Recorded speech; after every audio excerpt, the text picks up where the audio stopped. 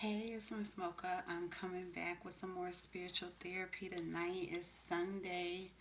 Good evening. Had to make sure I was covered up to speak this word. I'm just reading out of Psalm chapter 105. So I'm gonna read the whole chapter.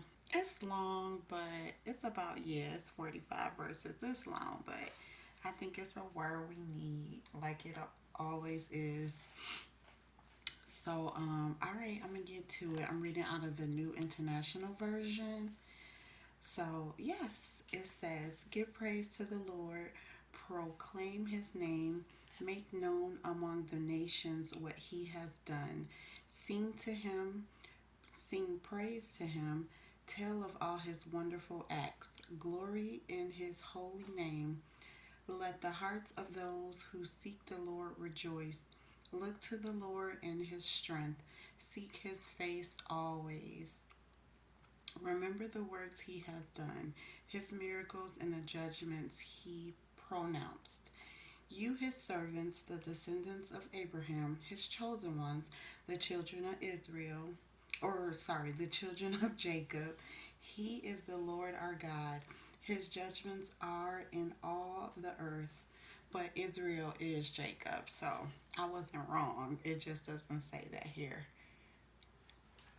He remembers his covenant forever, the promise he made for 1,000 generations, the covenant he made with Abraham, the oath he swore to Isaac. He confirmed it to Jacob as a decree, to Israel as an everlasting covenant.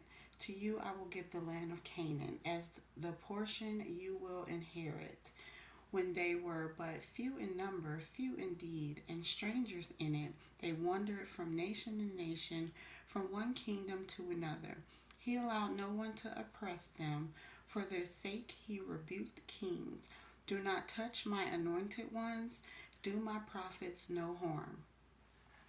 He called down famine on the land and destroyed all their supplies of food. And he sent a man before them, Joseph, sold as a slave. They bruised his feet with shackles. His neck was put in irons, till what he foretold came to pass, till the word of the Lord proved him true. The king sent and released him. The ruler of people set him free. He made his master of his household ruler over all he possessed, to instruct his princes as he pleased, and teach his elders wisdom. Then Israel entered Egypt.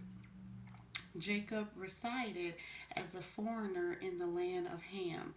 The Lord made his people very fruitful. He made them too numerous for their foes, whose hearts he turned to hate his people, to conspire against his servants. He sent Moses, his servant, and Aaron, whom he had chosen. They performed his signs among them, his wonders in the land of Ham.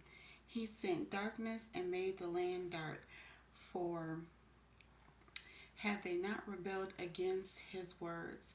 He turned their waters into blood, casting their fish to die.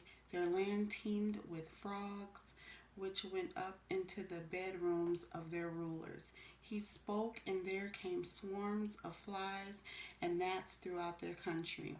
He turned their rain into hail, with lightning throughout their land. He struck down their vines and fig trees, and shattered the trees of their country. He spoke, and the locusts came, grasshoppers without number. They ate up every green thing in their land, ate up the produce of their soil. Then he struck down all the firstborn in their land, the first fruits of all their manhood. He brought out Israel laden with silver and gold, and from among their tribes no one faltered. Egypt was glad when they left, because dread of Israel had fallen on them.